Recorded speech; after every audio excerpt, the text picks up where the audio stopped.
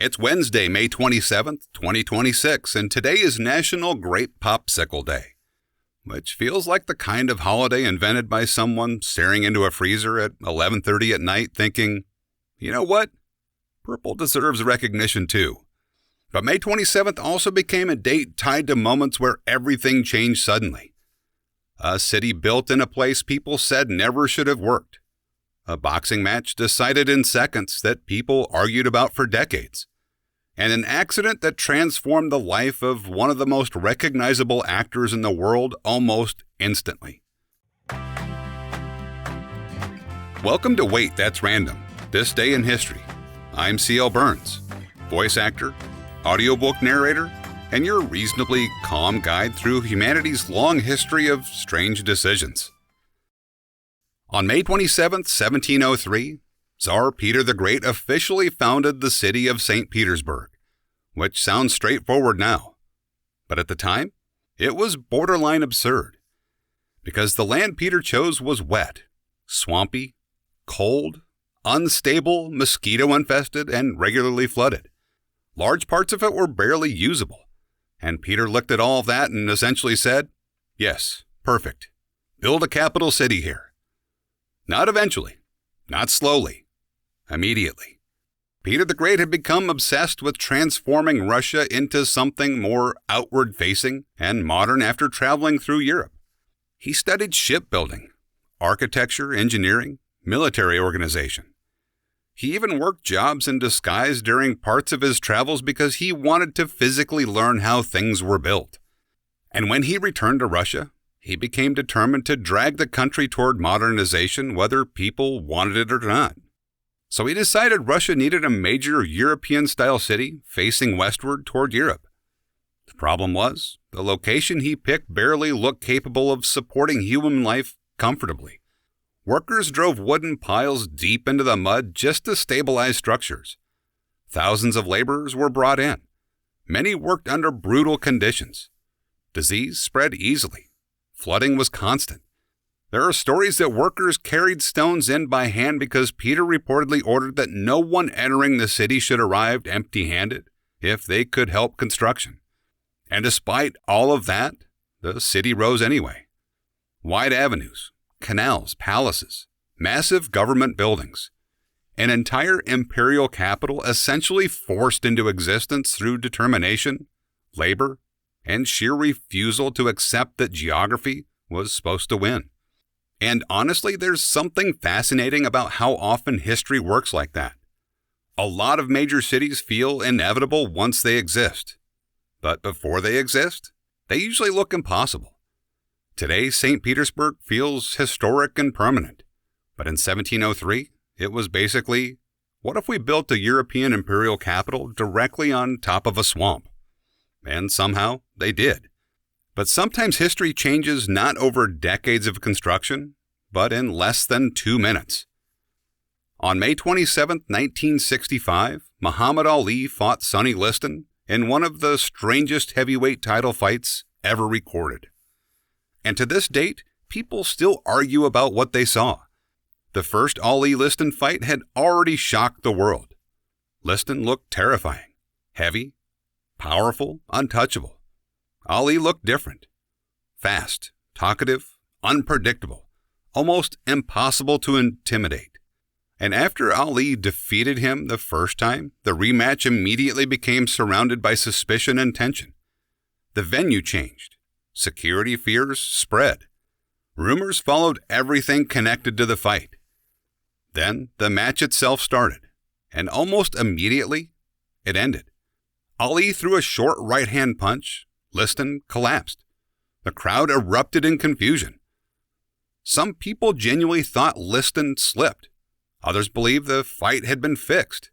Many spectators later admitted they never even saw the punch land, which honestly became part of the legend, because the moment looked unreal. Ali stood over Liston, shouting at him to get up while photographers captured one of the most famous sports images ever taken. And the atmosphere inside the arena reportedly felt chaotic.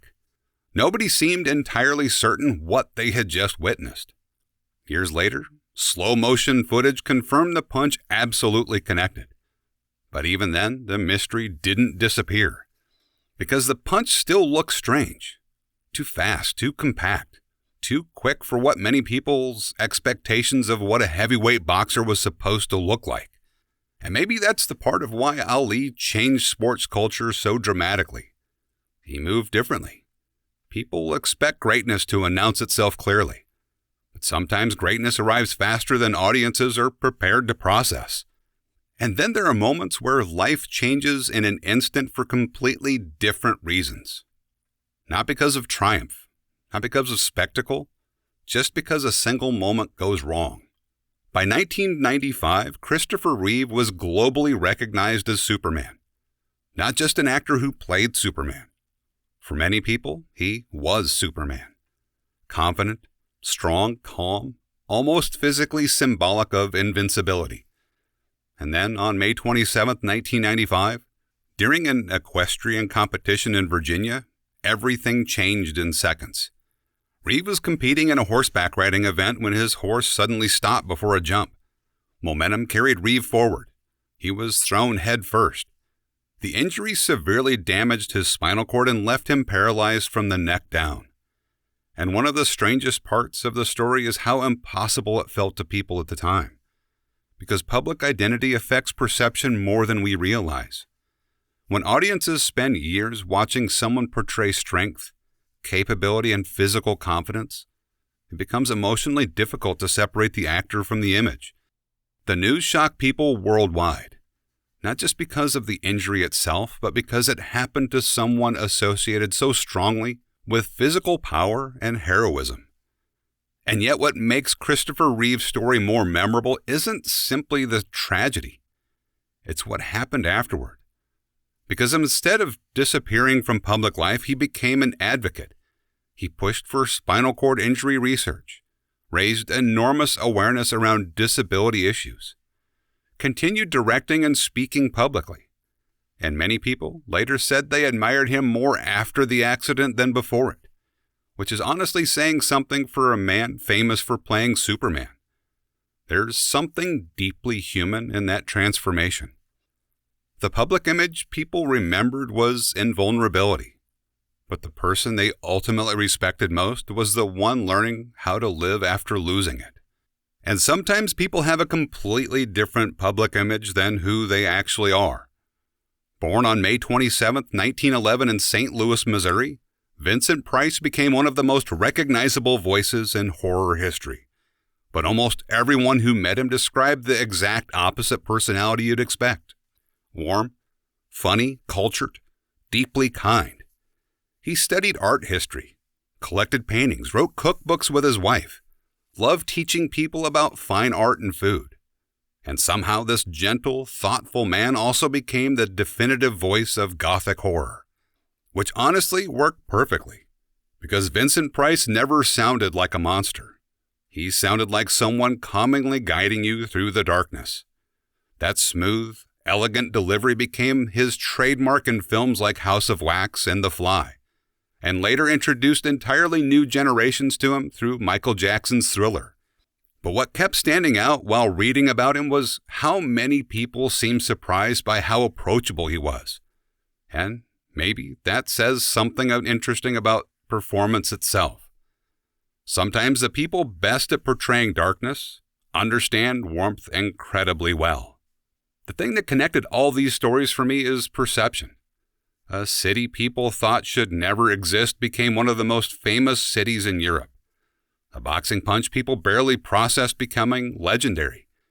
An actor known for invincibility becomes admired for vulnerability instead. History changes constantly, but what's fascinating is how slowly human perception catches up to reality. Sometimes people don't recognize greatness immediately. Sometimes they misunderstand what they're seeing. And sometimes the thing that ultimately defines someone isn't the image the public started with at all. Anyway, that was today's strange little walk through history. And before I go, here's a quote that feels appropriate in a mildly uncomfortable sort of way. Life is pleasant. Death is peaceful. It's the transition that's troublesome. Isaac Asimov. If you'd like to hear more of my work, audiobooks, or other projects I've somehow gotten myself involved in, you can find everything over at waitthat'srandom.com. I'm C.L. Burns, and honestly, thank you for spending a little time being curious with me. I'll see you tomorrow.